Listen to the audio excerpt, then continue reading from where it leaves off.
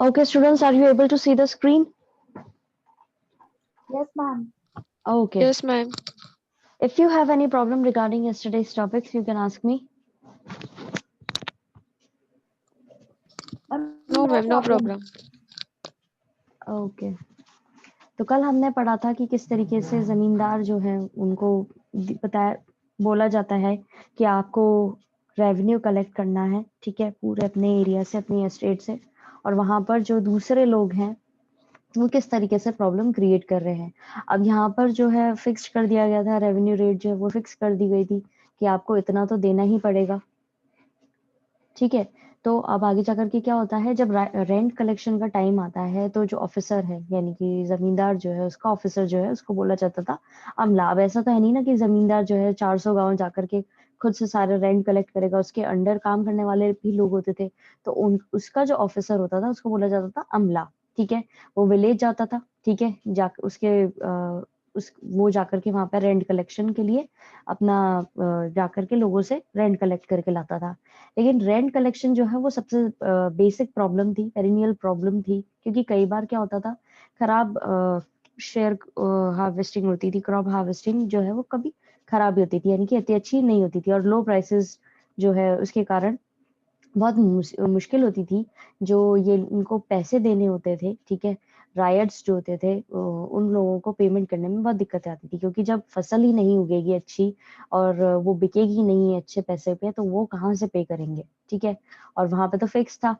और दूसरी तरफ क्या होता था, कई बार जो है ये जानबूझ करके जो रायट्स होते थे वो जानबूझ करके पेमेंट प्रॉपरली नहीं करते थे, ठीक है, डिले करते थे पेमेंट करने में, और उनके अपने खुद के कुछ मोटिव्स होते थे इसके पीछे। रिच रायट्स जो थे या जो विलेज हेडमैन थे, जिनको बोला जाता था जोटेदार्स और मंडल्स, ये बहुत खुश होते थे ये जमींदार को प्रॉब्लम में देख करके, ठीक है।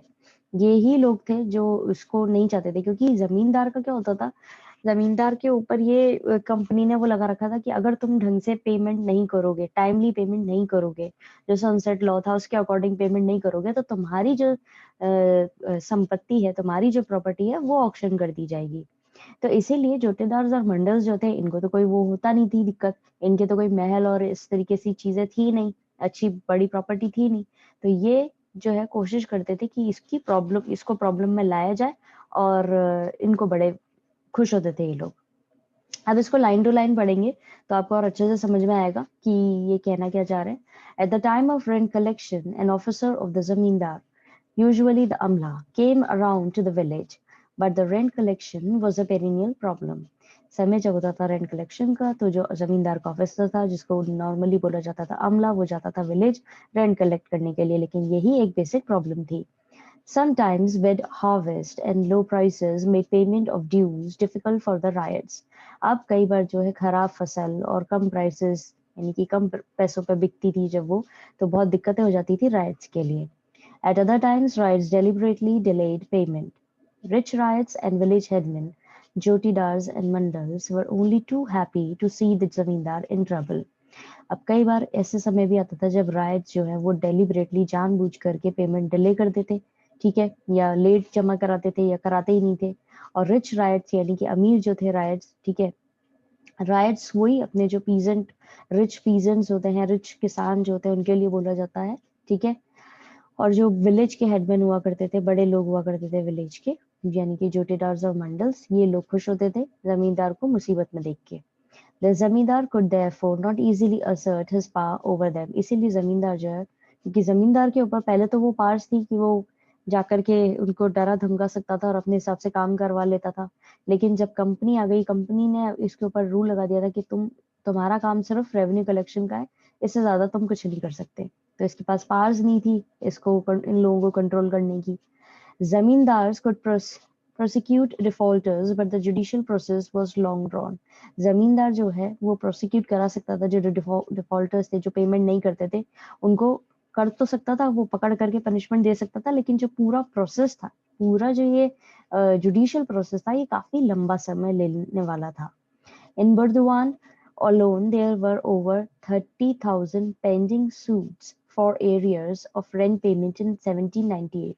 ये बर्दवान राज का अपने ऊपर पहले पड़ा है केस, वहां पर कई 30,000 पेंडिंग केसेस थे जहां पर उन लोगों ने रेंट पे नहीं किया था 1798 के अंदर। इस टॉपिक के अंदर किसी को कोई दिक्कत आई है तो अभी आप पूछ सकते हैं।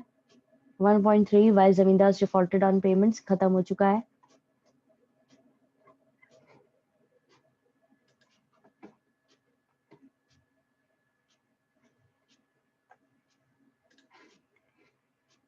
Ma'am the rise of the jotedars. अब ये जो जोतेदार्स थे, इन लोगों का कैसे इनके हाथ में पावर ज्यादा आ गई थी, कैसे इनका आगे जाकर के इन्होंने अपनी वेल्थ जो है इकट्ठी करी है, वो हम इस टॉपिक के अंदर पढ़ेंगे। जमींदार जो थे वो तो बहुत ज्यादा प्रॉब्लम्स फेस कर रहे थे 18th सेंचुरी के एंड तक, ठीक है। और दूसरा जो ग्रुप था रिच पीजेंट्स का, ठीक है, जो अपनी पोजिशन और मजबूत करते जा रहे थे, वो क्या कैसे अपनी पोजीशंस को मजबूत कर रहे थे। एक सर्वे किया था फ्रांसिस बुकानन्स ने, ठीक है, दिनाजपुर डिस्ट्रिक्ट के ऊपर जो नॉर्थ बंगाल के अंदर है। वहां पर डिस्क्राइब किया गया है कि कैसे रिच पीजेंट्स, जिनको बोला जाता था जोटेदार्स, याद रखेंगे, जो रिच पीजेंट्स थे उनको बोला जाता था जोटेदार्स। किसके सर्वे के अनुसार हो रहा है ये? फ्रांसिस बुकानन्स के सर्वे के अनुसार, ठीक है। वो लोग कैसे अपनी पावर को इंक्रीज कर रहे थे। हमने जैसे लास्ट भी पढ़ा था कि जोतेदार जो है उनको मजा आता था, जोतेदार और मंडल्स जो थे उनको मजा आता था जब जमींदार की प्रॉपर्टी जो है उसका ऑक्शन हो जाता था या उसको प्रॉब्लम्स फेस करनी पड़ती थी, ठीक है। तो ये कैसे फायदा ले रहे थे उस चीज का? By the early 19th century, जब शुरुआत हुई थी 19th सेंचुरी की, तो ज्योतिदास जो है उन्होंने काफी ज्यादा जमीन इकट्ठी कर ली थी और इतनी ज्यादा हो गई थी कि लगभग 1000 एकर्स जो है वो इनके पास में हुआ करते थे, ठीक है। और ये कंट्रोल करते थे वहां पे जो लोकल ट्रेड हुआ करता था, उसको, जो नॉर्मल लोकल व्यापार होता था वहां पर, उन एक्टिविटीज को भी ये लोग कंट्रोल करते थे। पैसे जो है, मनी लेंडिंग का जो प्रोसेस है वो भी ये लोग करते थे, यानी पैसे भी लोगों को उधार पे देते थे। और इनके पास में बहुत ज्यादा पावर हो गई थी किनके ऊपर? जो गरीब कल्टीवेटर्स थे उस रीजन के, उनके ऊपर ये लोग काफी ज्यादा डोमिनेटिंग हो गए थे, ठीक है। एक लार्ज पार्ट जो था लैंड का वो शेयर क्रॉपर्स को ही देते थे, जिनको बोला जाता था अधियार्स और बरगदार्स, ठीक है। वो अपने उस पर काम करते थे, अपनी इनकी फील्ड पर काम करते थे, और करीब जो भी उन्होंने प्रोड्यूस किया होता था, वो जो भी इन्होंने हार्वेस्टिंग की होती थी उसका हाफ हिस्सा जो है ला करके जोड़ीदार्स को देते थे, ठीक है। बेसिकली यही सारी चीजें जो है आप इस पैराग्राफ के अंदर पढ़ेंगे। अब आपको लाइन टू लाइन पढ़ाते हैं। While many zamindars were facing a crisis at the end of the 18th century, a group of rich peasants were consolidating their position in the villages. जब काफी सारे जमींदार फेस कर रहे थे प्रॉब्लम, ठीक है, 18th सेंचुरी के एंड तक आते आते एक दूसरा जो ग्रुप था रिच पीजेंट्स का, वो इकट्ठी करते जा रहे थे, अपनी पोजीशन को मजबूत करते जा रहे थे और अपनी वेल्थ इकट्ठी करते जा रहे थे। In Francis Buchanan's survey of the Dinajpur district in North Bengal, we have a vivid description of this class of rich peasants known as jotidars. Francis Buchanan का एक सर्वे किया है उन्होंने दिनाजपुर डिस्ट्रिक्ट के ऊपर, जो कि नॉर्थ बंगाल के अंदर है। वहां पे उन्होंने एक बहुत ही अच्छे तरीके से डिस्क्राइब किया है कि किस तरीके से रिच पीजेंट, जिनको जोटेदार्स कह रहे हैं, वो क्या क्या उनकी एक्टिविटीज थी और किस किस तरीके से वो अपनी पावर को स्ट्रॉन्ग करते जा रहे थे। By the early 19th century, jotedars had acquired vast areas of land, sometimes as much as several thousand acres. 19th century की शुरुआत में, वहां पे 18th सेंचुरी के एंड में आते आते जमींदार्स को प्रॉब्लम हो रही थी, और 19th सेंचुरी के स्टार्टिंग में ही जोतेदार जो थे उन्होंने बहुत ज्यादा जमीन जो है इकट्ठी कर ली थी, और करीबन लगभग इतनी ज्यादा थी कि 1000 एकर्स हो। उस जमाने में भी एकर्स में जमीन होना बहुत मायने रखता था, ठीक है। They controlled local trade as well as money lending, exercising immense power over the poorer cultivators of the region. अब जो भी जमीन इन्होंने इकट्ठी करी थी, जो भी जमीन इनके अंडर में थी, वहां पर ये लोग क्या प्रैक्टिसेस कर रहे थे? मनी लेंडिंग की, लोगों को पैसे उधार पे देना, ठीक है। और जो वहाँ के गरीब कल्टीवेटर्स थे, जिनके पास में बहुत कम जमीन थी या जमीन नहीं थी, जो इनकी जमीनों पे काम करते थे, ठीक है, किसान जो इनसे नीचे वाले लेवल के थे, उनके ऊपर ये काफी ज्यादा अपनी जो पार है वो दिखाते थे उनके ऊपर, उस रीजन के ऊपर, जितने भी लोग उस रीजन में रह रहे हैं उनके ऊपर ये डोमिनेट करते थे एक तरीके से। A large part of their land was cultivated through sharecroppers, adhyars or burgadars, who brought their own plows, labored in the field, and handed over half the produce to the jotedars after the harvest. एक बहुत बड़ा area जो था जिस पर बाकी के share croppers जो हैं, जो अधियार्स और बर्गदार्स थे, वो वहां जाकर के काम करते थे, अपने प्लोज लेकर के जाते थे, हल वगैरह लेके जाते थे, काफी समय तक उस पर हार्ड वर्क करते थे और फिर वहां पे जो फसल उगती थी उसका आधा हिस्सा जो है ला करके वो सीधे सीधे जोतेदार्स को दे देते थे। इस पैराग्राफ के अंदर किसी को कोई दिक्कत आई है तो अभी आप लोग पूछ सकते हैं। No problem. No, ma'am, no problem. Okay. अब क्या होता था, विलेजेस के अंदर जो पावर थी जोटेदार्स की वो बहुत ज्यादा इफेक्टिव तरीके से थी, बजाय उस जमींदार के। कंपेयर करें अगर जमींदार से तो वो इतनी ज्यादा अपनी पावर्स एक्सरसाइज नहीं कर पाता था जितना कि जोतेदार्स करते थे। जो कि जमींदार थे वो लोग तो कहाँ अर्बन एरियाज में रहते थे, और जो जोटेदार्स थे वो कहाँ रहते थे, विलेज एरिया में। इसीलिए उनका डायरेक्ट कंट्रोल था जो पुअर विलेजर्स थे उनके ऊपर, ठीक है। और ये पूरी तरीके से जमींदार जो था, ठीक है, उसको कोशिश करते थे कि उसका जो पार है उनको हटा पाए। मतलब जोटेदार जो है वो फियर्सफुल तरीके से कोशिश करते थे कि जमींदार जो है उसका जो विलेज के ऊपर कंट्रोल है उसको हटा पाए, ठीक है। अब जमींदारी ऑफिशियल्स जो थे वो अपनी पूरी ड्यूटीज पूरी करने की कोशिश करते थे, ठीक है, और वो डिपेंडेंट थे राइट्स के ऊपर, क्योंकि उनको उन्हीं से अपना रेंट वगैरह लेना होता था। और राइट्स जो थे वो जबरदस्ती डेलिबरेटली जानबूझ करके इनकी पेमेंट जो है वो पूरी प्रॉपरली देते नहीं थे। तो क्या होता था, जब एसेट्स ऑक्शन की जाती थी जमींदार की, ठीक है, जब वो रेवेन्यू पेमेंट में फेल हो जाता था तो ईस्ट इंडिया कंपनी के जो लोग थे वो आकर के उसकी जब बेचते थे जमीन है या उसकी प्रॉपर्टी को, तो यही जोटेदार जो थे वो क्या करते थे, जाकर के उनको खरीद लेते थे, ठीक है। और इससे क्या होता था, इनकी और जमीन बढ़ती जाती थी। जमींदार की जमीन भी ये जाकर के खरीद लेंगे तो उसके पास तो कम हो जाएगी प्रॉपर्टी और इनके पास में प्रॉपर्टी ज्यादा हो जाएगी, तो ऑब्वियस सी बात है कि कंट्रोल इनके पास में ज्यादा हो जाएगा। जिसके पास में ज्यादा वेल्थ होगी उसके पास में तो कंट्रोल रहेगा, ठीक है। और दूसरी बात, ये लोग रहते थे विलेज के अंदर, तो चीजें बहुत ही ज्यादा डिफरेंट होती जा रही थी, ठीक है। अब इसको लाइन टू लाइन पढ़ते हैं। With in the villages the power of jotedars was more effective than that of zamindars.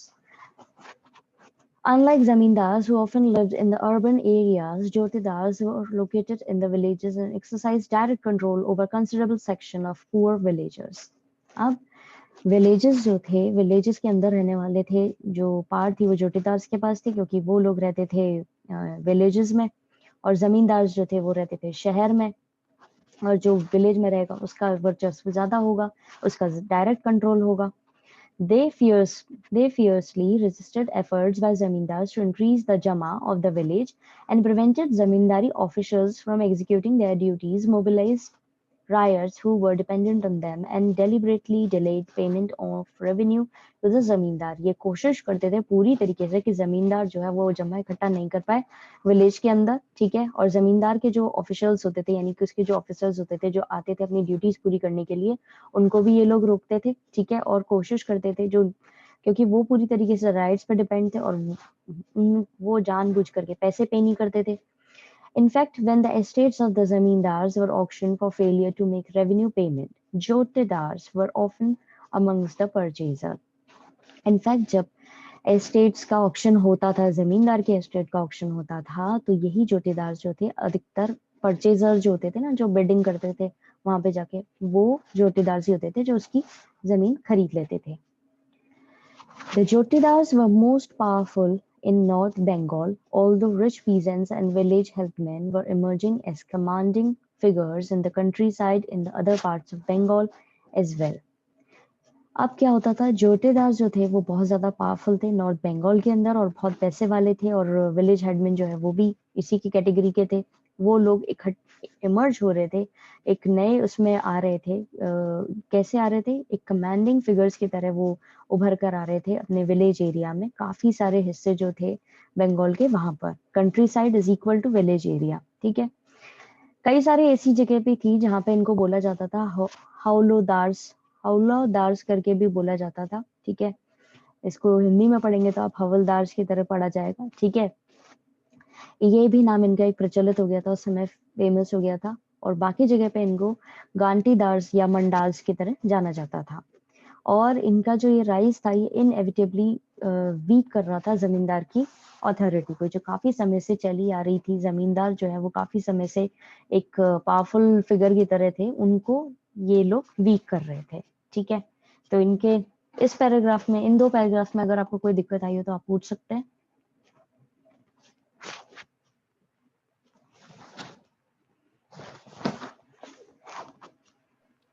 No, ma'am, no problem. बाकी बच्चे भी जवाब देंगे। You can Ma'am, use no the chat problem. Option. Cool, okay. अब यहाँ पर आपको एक वो दिया हुआ है फ्लो चार्ट की तरह, जिसमें बताया गया है कि कौन किसके अंडर था और किसका क्या काम था। सबसे अबव, सबसे ऊपर चीज जो है वो है कंपनी, देन जमींदार, फिर उसके अंदर है रायट और अंडर रायट, और जोटीदार्स और अंडर रायट भी। जोटीदार्स के अंदर भी रायट है। जैसे कि अभी हमने ऊपर पढ़ा था कि जोटीदार्स जो थे वो कोशिश कर रहे थे कि जमींदार का जो रोल है उसको कम कर दिया जाए, और ये क्योंकि एक अच्छे रिच पीजेंट की ग्रुप की तरह ये उभर के आ रहे थे, तो यहाँ पर इन्होंने कई सारी एक्टिविटीज के अंदर अपना इंटरफेरेंस कर दिया था। ठीक है, जैसे कि आप यहाँ पे भी देख सकते हैं। अब कंपनी है, कंपनी के अंडर जमींदार है, और जमींदार टोटली किस पे डिपेंड करता है? राइट पे। और राइट के अंडर कौन आते हैं? अंडर राइट, यानी कि इससे भी जो गरीब किसान होते हैं वो इसके अंडर आते हैं, जिसको ये लोग डोमिनेट करते थे। अब यहीं पर साथ ही साथ में ये राइट जो है, ये कहीं ना कहीं रिच राइट जो था उसको बोला जाता था जोटेदार। ठीक है, अंडर राइट और रिच राइट, यहाँ पे इसका डिस्क्रिप्शन दे रखा है 10.5 फिगर के अंदर। और ये बेसिकली कहाँ का है? पार इन रूरल बंगाल, बंगाल के अंदर जो चीजें हो रही हैं उसके बारे में डिस्क्रिप्शन दिया गया है। पढ़ते हैं अब इसको, तो आपको और अच्छे से समझ में आएगा। जमींदार्स वर रिस्पॉन्सिबल फॉर, अब जमींदार किसके लिए रिस्पॉन्सिबल थे? Paying revenue to the company, ये लोग रिस्पॉन्सिबल थे कि इनको कंपनी को रेवेन्यू पे करना था। डिस्ट्रीब्यूटिंग द रेवेन्यू डिमांड जमा ओवर विलेजेस, और जो रेवेन्यू ये लोग इकट्ठा करते थे, जमा जो इकट्ठा करते थे विलेजेस के ऊपर, वो इनको डिस्ट्रीब्यूट भी करना पड़ता था। जैसे कि हमने पहले की क्लासेस में भी पढ़ा है कि जो बीच का एक डिफरेंस आता था, जो पैसे इनको पे करने होते थे और जो इनके पास में अमाउंट बचता था, ठीक है, पे करने के बाद में, उससे ये अपने एस्टेट्स को ठीक कर सकते थे। ठीक है, ये कंपनी ने ही सोचा था कि इससे इनकी लिविंग स्टैंडर्ड जो है ठीक होगा। ये हमने पिछले 2-3 क्लासेस के अंदर भी ये चीज पढ़ी है। तो क्या होता था, ये उस चीज को डिस्ट्रीब्यूट भी करते थे कई बार कि आप ये इस तरीके से इस चीज में इन्वेस्ट कर सकते हैं। जैसे हमारी आज के जमाने में हमारी गवर्नमेंट जो है वो हमारे से टैक्स लेती है, तो हमारे से लिए हुए पैसे को ही वो इन्वेस्ट करती है, रोड्स वगैरह बनवाती है हमारे वेलफेयर के लिए, पब्लिक वेलफेयर के लिए वो चीजें बनवाती है। तो उसी तरीके से जमींदार के अंदर जो उसकी एस्टेट होती थी, उसके अंदर जो विलेजेस आते थे, उनकी लिविंग स्ट्रक्चर को ठीक करने के लिए या कोई बेसिक पब्लिक यूज के लिए कोई चीज बनवानी होती थी, तो वो सारी जिम्मेदारी जमींदार की होती थी। ठीक है, ईच विलेज रायट बिग और small paid rent to the zamindar. कोई भी विलेज के अंदर, किसी भी विलेज के अंदर जो भी रायट होता था, यानी कि पीजेंट होता था, उसका काम होता था, वो भले ही बड़ा रायट हो या छोटा रायट हो, उसको अपना एक रेंट जो है पे करना पड़ता था जमींदार को। जोटेदार्स gave out loans to other riots and sold their produce। अब जोटेदार्स का क्या काम होता था? वो लोन देते थे रायट्स को, और उनका जो सामान लिया जाता था, जो वो प्रोड्यूस करते थे, उसको बेचते थे। Ryots cultivated some land and gave out the rest to under ryots on rent. अब रायट्स जो है वो कुछ लैंड पर कल्टीवेशन करते थे, और कुछ जो है वो अपने अंदर राइट्स जो होते थे उनको किराए पर दे देते थे। Under ryots paid rent to the ryots. अब ये अंडर राइट्स जो होते थे ये रेंट पे करते थे इनको। ठीक है, ये पे कर रहा है इनको और ये पे कर रहा है इनको। अब ये जो रायट है, ये ही कई बार जो है क्या करता था, इससे पैसे उधार लेता था, और इसके साथ ही जो ये सामान, मतलब ये जो फसल उगा रहा होता था, उसको भी ये लोग बेचा करते थे। तो बेसिकली ये थोड़ा सा एक स्ट्रक्चर इस तरीका का है कि यहाँ के जो ये नीचे वाले, जो नीची कैटेगरी के लोग हैं, ये एक दूसरे के ऊपर डिपेंडेंट है कहीं ना कहीं। ठीक है, अब इसका ज्यादा रोल तो है नहीं जमींदार से, तो ये इसको परेशान करने के लिए जो है डेलिबरेटली पेमेंट डिले करता था, और इसको भी बोलता था डिले करने के लिए, और पूरी तरीके से कंट्रोल करता था अंडर राइट्स को। समझ में आया? किसी को कोई दिक्कत? No, ma'am, no problem. No problem, ma'am. Okay, तो आज हम इतना ही पढ़ेंगे, और अगर आपको प्रॉब्लम आई है अभी तक जो भी हमने पढ़ा है आज के टॉपिक्स में, तो आप अपनी प्रॉब्लम्स कलेक्ट अप कर लीजिएगा, और हम कल आपकी प्रॉब्लम्स डिस्कस करेंगे, ठीक है। और Okay, ऐसा ma'am. नहीं है कि आपको Thank you, अगर ma'am. इसी चैप्टर से रिलेटेड आपको अगर पुरानी जो भी हमने पढ़े हैं, अब जैसे आज 2-4 नए बच्चे हैं तो उनको भी अगर दिक्कत आई है तो उनकी भी प्रॉब्लम्स कल हम कलेक्ट अप कर लेंगे, जिससे वो भी हमारे साथ में आगे अच्छे तरीके से और पढ़ पाए, ठीक है। Have a nice day ahead students, God Okay, bless you ma'am. All. Thank you, ma'am. Welcome Thank you, ma'am. Welcome.